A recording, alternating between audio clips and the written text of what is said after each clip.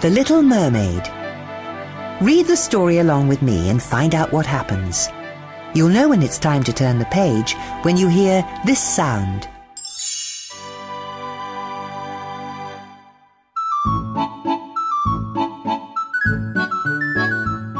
Far beneath the ocean's surface lived the enchanting Mer people. Their ruler was King Triton. He had 7 daughters, and Ariel, his youngest, loved to sing. Triton was so proud of Ariel's voice that he had planned a royal concert. All the Mer people would be there, and Sebastian, the court composer, was really looking forward to conducting his new symphony before the king. The day of the concert finally arrived. To introduce Ariel, her 6 sisters swam in front of a large seashell. When Sebastian gave the sign, they opened the shell. But instead of Ariel appearing, the shell was empty. "Ariel!" King Triton yelled. But Ariel didn't hear him. She'd forgotten all about the royal concert and was far away from the royal palace. Ariel and her best friend, Flounder, spent most of their time exploring sunken shipwrecks. Whenever they found a small human treasure, Ariel added it to her hidden collection. On this particular day, Ariel and Flounder were exploring an old shipwreck. Flounder thought the place was scary, but Ariel was very excited. She even found an object she had never seen before, a fork. "What is it?" Flounder asked. "I don't know," replied Ariel excitedly. "But I bet Scuttle will." So the 2 of them swam to the water's surface to find Ariel's friend, a seagull named Scuttle. Ariel showed Scuttle her new treasure. "I do believe this is a dingle hopper," said Scuttle. "Humans use these little babies to straighten their hair out." Just then, Ariel remembered that she was supposed to sing at the concert, and she and Flounder hurried home. Back at the palace, King Triton was so angry that he ordered Sebastian to follow Ariel and keep her out of trouble. Later that day, a huge shadow darkened the waters above her secret cave. "What do you suppose?" began Ariel. Before Sebastian could stop her, Ariel swam to the surface and discovered that the shadow was actually a ship. Ariel pulled herself up to the edge of the deck, where she saw humans. She was fascinated by the handsome young man the others called Prince Eric. He was looking at his birthday present, a huge, foolish statue of himself. "Huh," said Eric. "It's really something." "Hurricane a-comin'!" a sailor suddenly shouted. The ship began to pitch and roll in the storm. Then a bolt of lightning struck the mast and set the ship on fire. "Look out!" yelled Eric as the ship hit some tall rocks. The men jumped into the lifeboats, but before Eric could leap from the deck, an explosion knocked him unconscious and threw him into the sea. Ariel dove into the fiery debris to save Eric. Using all her strength, she swam with him toward shore and pulled him onto the sand. "Is he dead?" Ariel asked. It's hard to say," replied Scuttle as he listened for Eric's heartbeat to see if the prince was alive.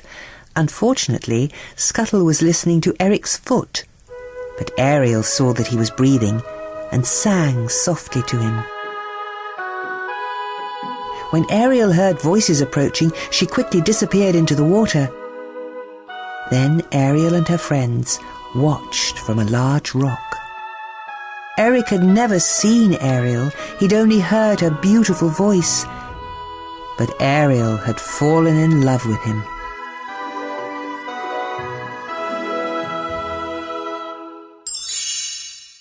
After Ariel returned to her cave, her father showed up.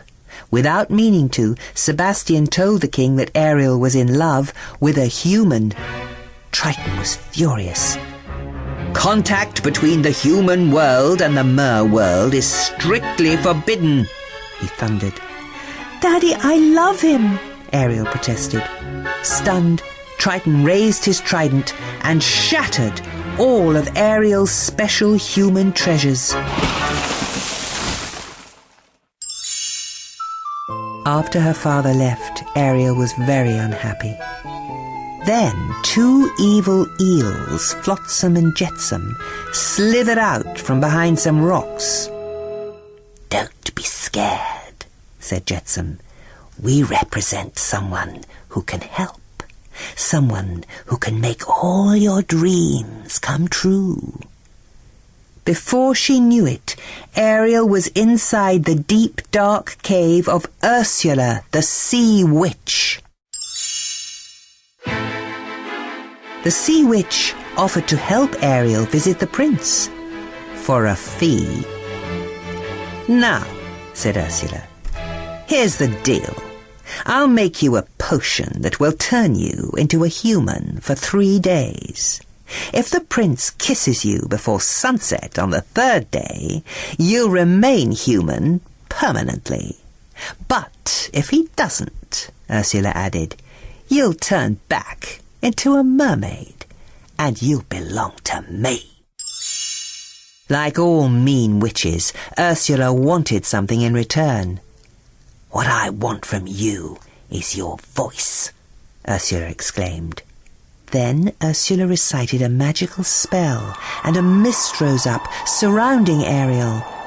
Reluctantly, Ariel signed her name to Ursula's deal. The Little Mermaid's voice was sucked from her throat into a shell necklace around Ursula's neck. Suddenly, Ariel couldn't talk or sing. Then a bright light flashed, and Ariel's tail was transformed into 2 legs. Now, Ariel could no longer live underwater. Sebastian and Flounder helped her to the surface so that she could breathe. Ariel stared with wonder at her new legs. Since the storm, Prince Eric had searched every day for the girl who had rescued him. "That voice, I can't get it out of my head," he said to his dog, Max.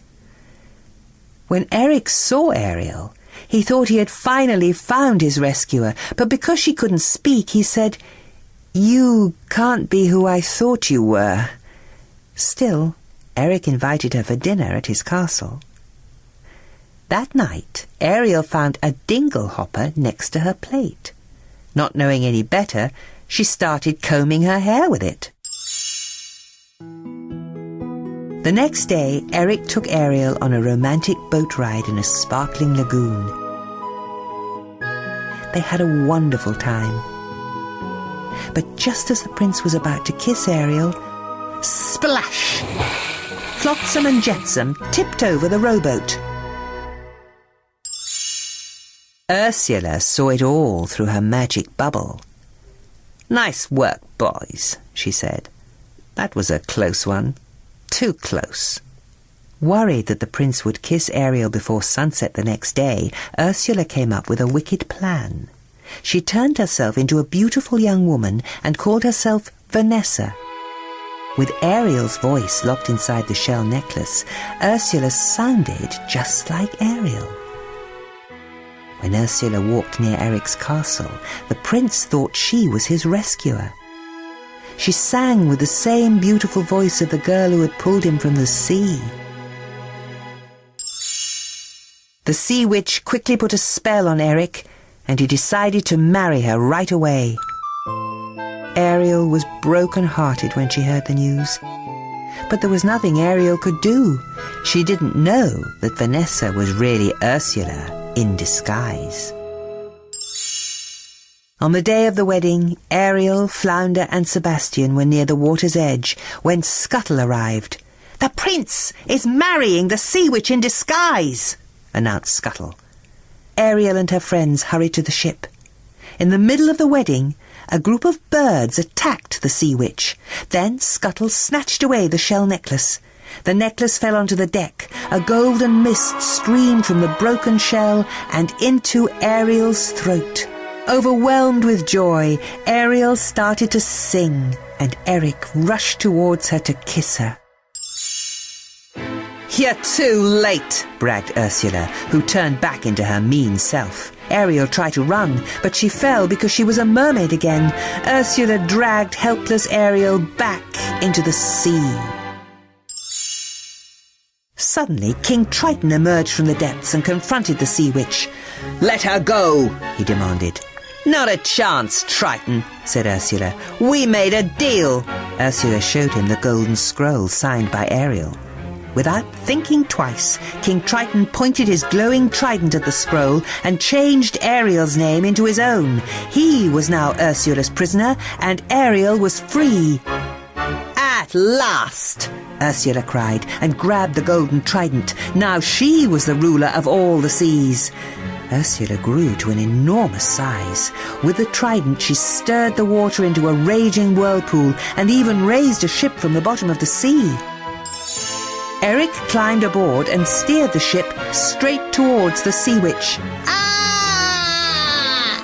Ursula screamed in pain when the ship struck her. Within seconds, only a few tentacles were left floating around the ship. The sea witch's spell was broken, and Triton retrieved his trident. He was once again ruler of the underwater world. With wicked Ursula gone, everything returned to normal in King Triton's undersea kingdom. But now that Ariel was a mermaid again, she couldn't be with her beloved Prince Eric. King Triton saw how unhappy Ariel was and used his magic powers to give her legs. King Triton, Flounder and Sebastian all knew they would miss Ariel, but they also knew she would be happiest on land with her prince. Soon Prince Eric and Ariel were married, and they lived happily ever after.